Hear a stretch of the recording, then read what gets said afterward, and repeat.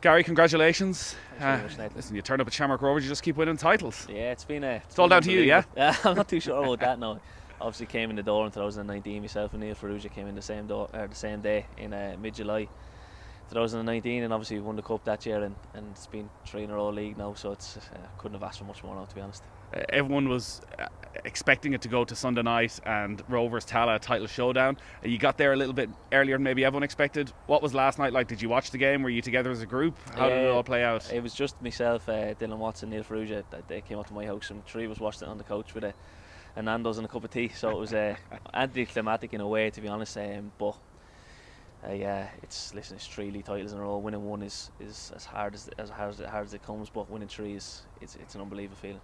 It felt this season like it was a real grind, a real substance to this, that there was a lot of injuries throughout the year, there were so many matches, there was a lot of rotation, it was a massive squad effort where a lot of tight matches, you always had a little bit left in the tank to get over the line. Yeah, I think the European games have been very tough, and obviously we've got heavily scrutinised in a way for the results and stuff like that, but I think they've stood to us in a serious way of playing against that standard of teams every week and being able to bring the games into a Sunday. You might be up against difficult challenges, the likes of Drogheda and Shells who've been good against us this year, but you always just have that little bit more in the tank, like you say, to go there, and I think them games have stood to us. I think the standard of games have really stood to us, and it's been, like you say, a squad. In terms of a squad effort, it's the most I've ever seen. I was only talking to Finner about it 2 or 3 nights ago, saying it's incredible what we've done, really, because you look at every player and they've played a major role, and usually when you find league title runs, maybe the year we won the COVID year, it's very much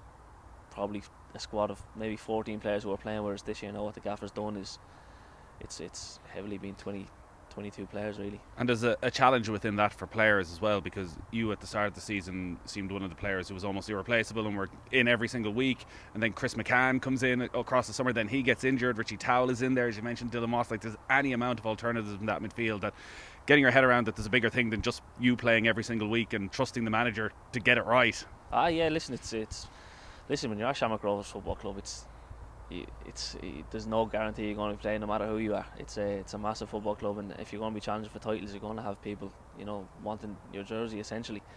But the way this group is, there's no sulking, there's no one giving out that they're not playing, because they know that if we're playing on a Sunday, that Thursday the team is probably going to be different in a way. I think I've been fortunate enough. I think I've started the most games out of everyone. I've played 42 out of 47, I think, so I've been lucky enough that way.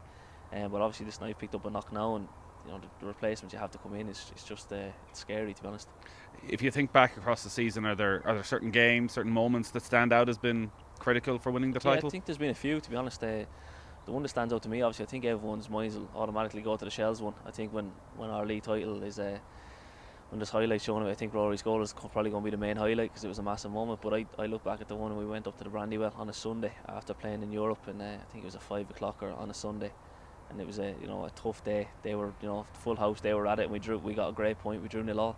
Probably should have beaten us on the night. Second half they were brilliant, but I'd probably look back at that night and think it was an unbelievable point, and it's a point that's really stood to us. Stephen Bradley, as a young manager, 37, to win 3 league titles in a row, it's a remarkable achievement. Can you tell us about his influence on the squad and what he's achieved? Amazing, to be honest. I still don't think he gets the recognition he deserves, to be honest. His attention to detail, and I think his staff with it, Glenn and Steve McPhail, Jose and our strength and conditioning coach Owen, they're unbelievable.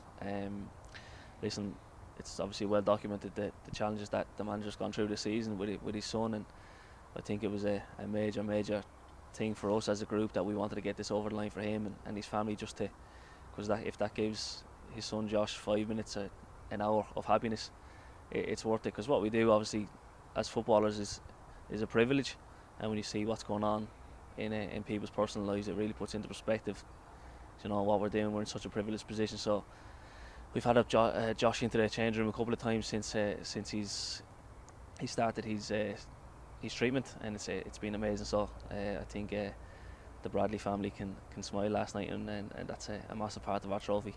Yeah, because football can at times be a very unemotional business, and supporters don't always know what's going on behind the scenes, and the stress and the strains of people's private lives. For Stephen to be able to keep going over the last 3-4 months, to be at every game, presume to be here at training pretty much every day, and to have that going on in the background, it's the mark of the man. It's amazing, yeah. Like you say, it's testament to the man.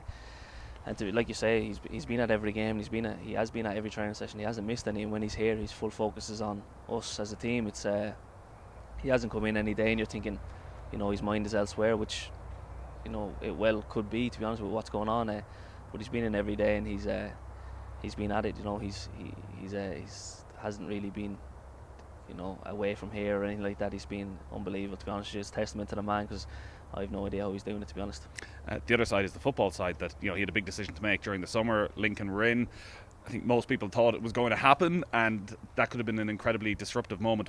What was that week like as a group for ye, and how important was it that he was convinced to stay? Yeah, we won the league now, so you can probably be as honest as I can be and say that it probably was a bit disruptive that week, because listen, it's very, very rare in football that you'd find that the whole squad is the manager signings. There's nobody from previous regimes, there's no one left from other managers, so that the whole squad is the manager signings, or kids that have come through the academy, and we didn't want them to leave, to put it bluntly. We really wanted them to stay. We wanted Glenn to stay, because what they bring to the group is so important, and the change might have been detrimental to what we have going here. Listen, probably going to have to be praised for it someday. That he's an unbelievable young manager, so he's going to have interest. It's natural, but we're delighted he stayed. And listen, to win three leagues in a row and doing what he's doing as a manager of his age is incredible. Now that you can be honest, how often did you speak about 3 in a row during the season? A lot, a lot. To get the second star over the crest for the fans, for the football club, it's massive. No, we'll always be affiliated with that second star. We'll always be that team that got the club to 20 league titles. So we did speak about it a lot. It's a major thing as Shamrock Rovers. I think you have to be challenging for trophies. I think we're probably a little bit disappointed this year that we didn't do more in Europe and we didn't do more in the Cup. So listen, we're as hungry as ever to keep succeeding. I'm sure that there'll be ins and outs in the window and in the winter. So we'll be looking to go one more next year. I think it's something that we haven't done yet is the double. So I think it's something that we will be eyeing up next year. And the opportunity to make history and get the 4 in a row and join a great Shamrock Rovers team of many, many years ago. And for yourselves, like, next year's going to be a big challenge. Derry ran you close this year, just couldn't quite get there in the end, but it feels as though their investment is there for the long term.